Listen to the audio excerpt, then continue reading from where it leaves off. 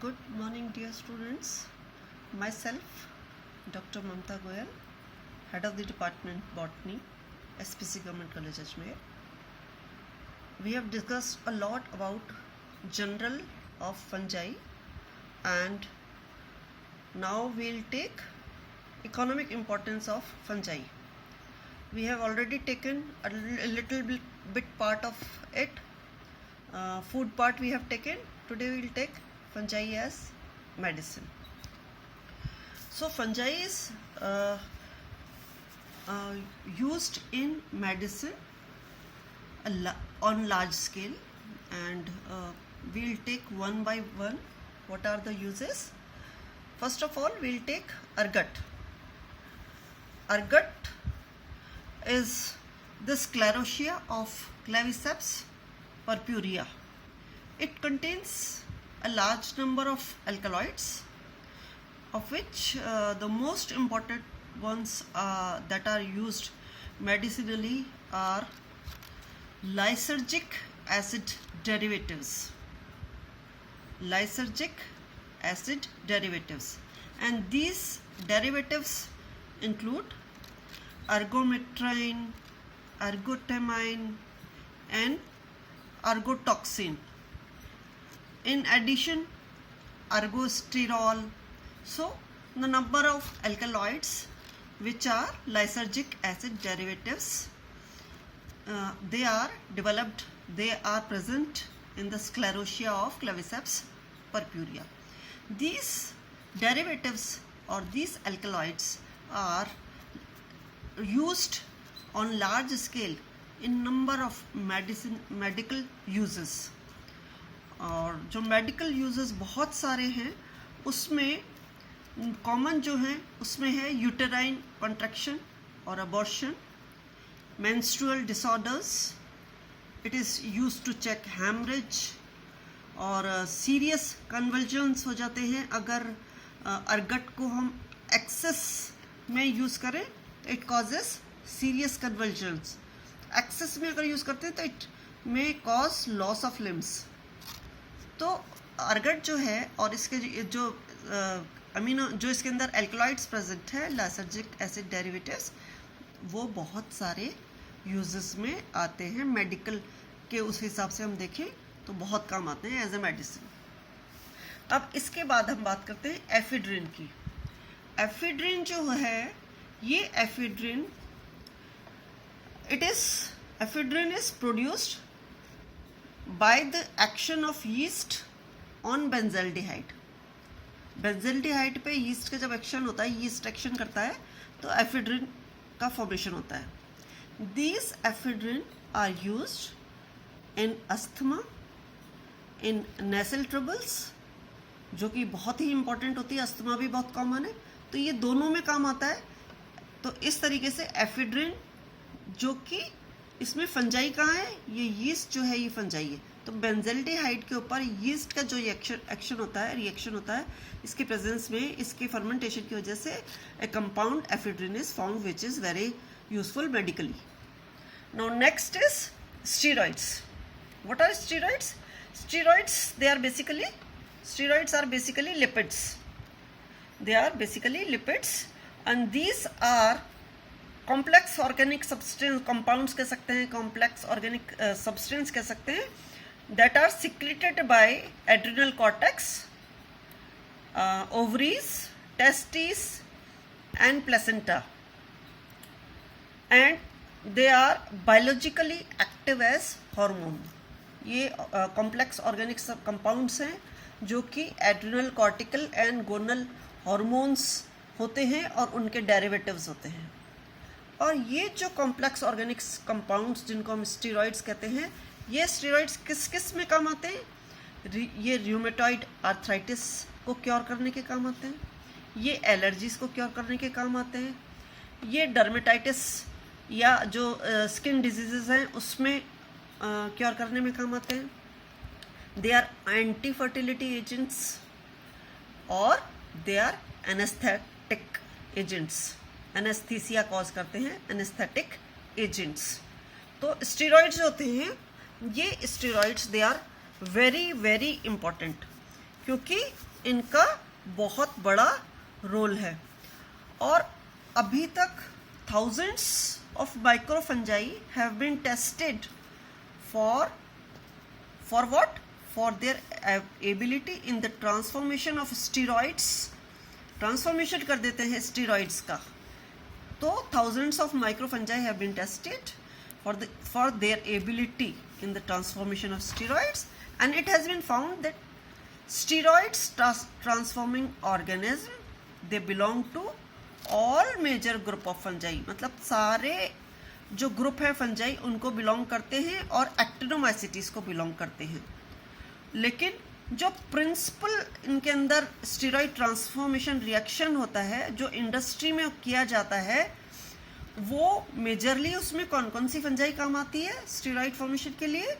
Majorly काम आती है एस्परजिलस, ओकेरियस काम आती है, म्यूकर काम आती है, म्यूकर की ग्रेसियोसाइनेंस स्पीशीज काम आती है, ऐसे ही स्टैकिलीडियम की एक स्पीशीज काम आती है। तो ये 2-3 जो मेजर हैं फंजाई, ये स्टीरॉइड्स के फॉर्मेशन में काम आती है। और इसके अलावा अब हम बात करते हैं वाइटामिन्स की।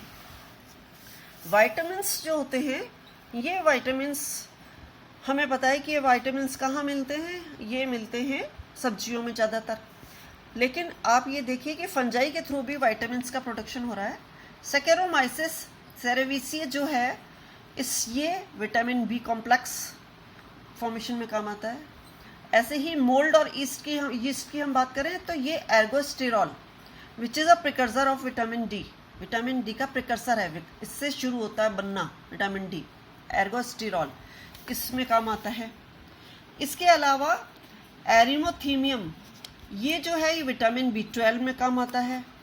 ऐसे ही रोडोटोरियोला किस में काम आता है? विटामिन ए में काम आता है। तो ये जो विटामिन्स हैं, ये विटामिन्स भी फंजाई के द्वारा प्रोड्यूस हो रहे हैं। इसके अलावा हम और बात करें तो एंटीबायोटिक्स की बात कर सकते हैं। बहुत सारे एंटीबायोटिक्स हैं जो कि हम एंटीबायोटिक्स के बारे में हम जानते ही हैं कि अलेक्जेंडर फ्लेमिंग ने इनका आविष्कार किया था। और किसके ऊपर किया था?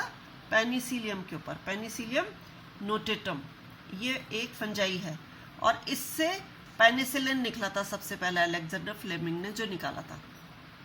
तो ये जो एंटीबायोटिक्स हैं, they are produced by fungi, they are produced by bacteria, they are produced by lichens. और बैक्टीरिया में स्पेशली एक्टिनोमाइसिटीज के द्वारा एंटीबायोटिक्स का फॉर्मेशन होता है। ये जो होते हैं, they are most effective against gram positive bacteria. Gram positive bacteria में उसके अगेंस्ट सबसे ज़्यादा ये इफेक्टिव होते हैं।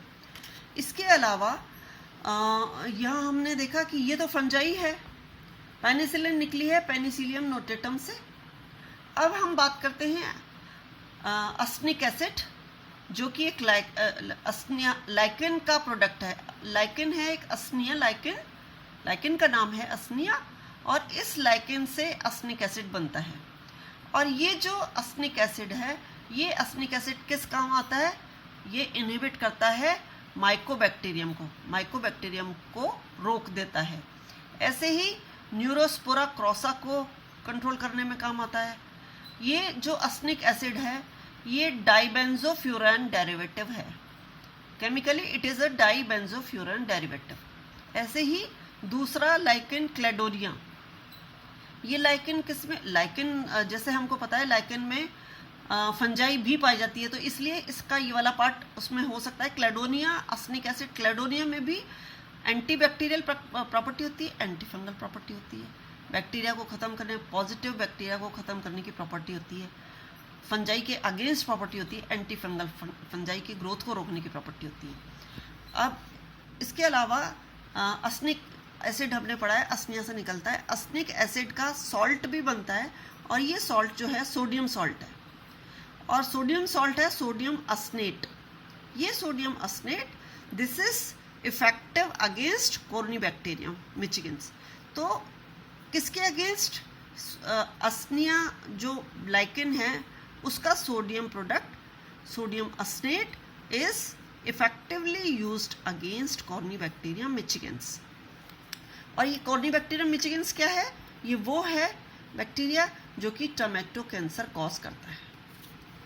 सिमिलरली एसिटिक एसिड या और उसके साथ में दूसरे लाइकेंस जो हैं ये वुड रॉटिंग फंजाई को रोकते हैं.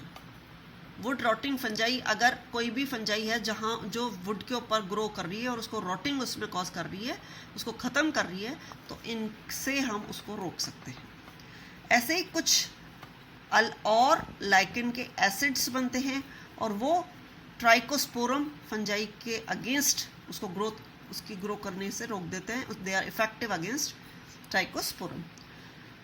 फंजाई जो होती है वो इफेक्टिव होती है अगेंस्ट ह्यूमन पैथोजेंस. ट्राइकोलोमा